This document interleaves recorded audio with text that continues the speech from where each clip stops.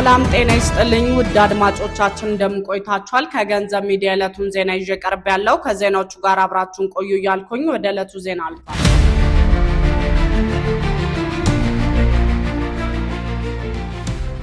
የንግድ ባንክ ሰራተኛውን በአሰቃቂ ሁኔታ ገድሎ የተሰወረው ግለሰብ በቁጥጥር ስር ዋለ። በሰንዳፋ በኬ ከተማ ነዋሪና በአለልቱ የኢትዮጵያ ንግድ ባንክ ቅርንጫፍ ሰራተኛ የነበሩት ወይዘሮ አዳነች ኩምሳን ሕይወት ካለፈው ታህሳስ ወር ጀምሮ በአሰቃቂ ሁኔታ በመቅጠፍ ሲፈለግ የነበረው ተጠርጣሪ ጸጋዬ አሳልፈው በደብረ ብርሃን ከተማ ተያዘ። የፌዴራል ፖሊስ ከብሔራዊ መረጃና ደህንነት አገልግሎትና ከሌሎች የጸጥታ አካላት ጋር በመቀናጀት ባደረገው ኦፕሬሽን ግለሰቡን በቁጥጥር ስር ለማዋል ተችሏል። ተጠርጣሪው በደብረ ብርሃን፣ በከሚሴ፣ በሸዋሮቢትና በአጣዬ ከተሞች ውስጥ የተለያዩ የሐሰት መታወቂያዎችን በመጠቀም እንደ ሰላማዊ ሰው ሲንቀሳቀስ እንደነበረም ተደርሶበታል። ፖሊስ በአሁኑ ወቅት በተጠርጣሪው ላይ ጥብቅ ምርመራ እያደረገ የሚገኝ ሲሆን ወንጀል ፈጸሙ ከሕግ ማምለጥ እንደማይቻልም አስታውቋል። ለተጠርጣሪው መያዝ ትብብር ላደረጉ አካላትም ምስጋና አቅርቧል።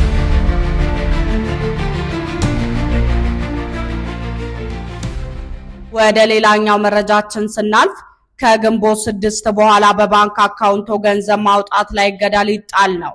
የኢትዮጵያ ብሔራዊ ባንክ ባወጣው አዲስ መመሪያ መሰረት ማንኛውም የባንክ ደንበኛ የብሔራዊ መታወቂያ ወይም ፋይዳ ቁጥሩን ከባንክ አካውንቱ ጋር እንዲያያይዝ መወሰኑ ይታወቃል።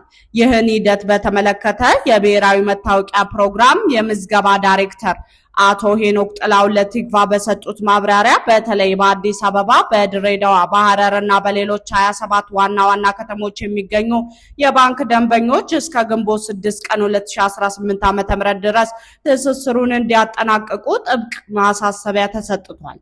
ይህ የጊዜ ገደብ የሚያበቃው በእነዚህ ከተሞች ለሚገኙ ደንበኞች ሲሆን በሀገር አቀፍ ደረጃ ደግሞ እስከ ሰኔ 30 ድረስ ሂደቱ መጠናቀቅ ይኖርበታል።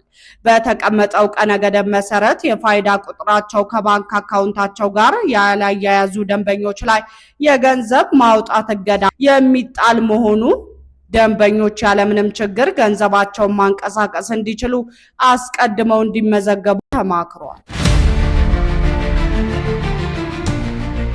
ትስስሩን እንዴት ማከናወን ይቻላል ለሚለው ሂደቱ እጅግ ቀላልና ባንክ መሄድ ሳያስፈልግ በስልክ ወይም በኮምፒውተሮ በ2 ደቂቃ ውስጥ የሚጠናቀቅ ነው።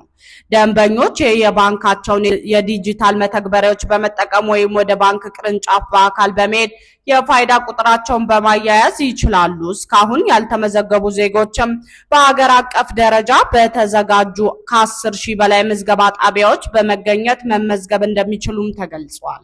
ከባዮሜትሪክስ አስፈላጊነት ጋር በተያያዘ ደግሞ ስርዓቱ የጣት አሻራን፣ የአይን ብሌንን እና የፊት ገጽታ በአንድ ላይ በመጠቀም የሚሰራ በመሆኑ የማንነት ስርቆትን፣ ከአንድ በላይ መታወቂያ በመጠቀም የሚፈጸሙ የባንክ መጭበርበሮችን ሙሉ በሙሉ ይከላከላል። ይህ አሰራር የደንበኞች የገንዘብ ደህንነት ከማረጋገጡ በላይ እንደ ብድር ያሉ አዳዲስ የባንክ አገልግሎቶችን በቀላሉ ለማግኘት መንገድ የሚከፍትም ነው። ኢትዮጵያ ይህንን ስርዓት በሀገር በቀል እውቀት ማሟላቷ የዲጂታል ሉዓላዊነት የሚያረጋግጥ ከመሆኑ ባለፈ ልምዷን ለሌሎች የአፍሪካ ሀገራት ማጋራት ወደምትችልበት ደረጃ መሸጋገሯ ተገልጿል። ስለሆነም ተጠቃሚዎች የመጨረሻው ቀን ሳይጠብቁ አላስፈላጊ መጨነቅ ውስጥ ሳይገቡ ዛሬውኑ የፋይዳ ቁጥሮችን ከባንክ አካውንቶቹ ጋር እንዲያያይዙ መልእክት እያስተላለፈ ይገኛል። የተወደዳችሁ ውድ አድማጮቻችን ስለተከታተላችሁ እናመሰግናለን። በሌላ ዜናዎች እስክንገናኝ ድረስ የገንዘብ ዩቲዩብ ቻናልን ሰብስክራይብ፣ ላይክ፣ ሼር በማድረግ አብራችሁን ቆዩ እንላለን። መልካም ጊዜ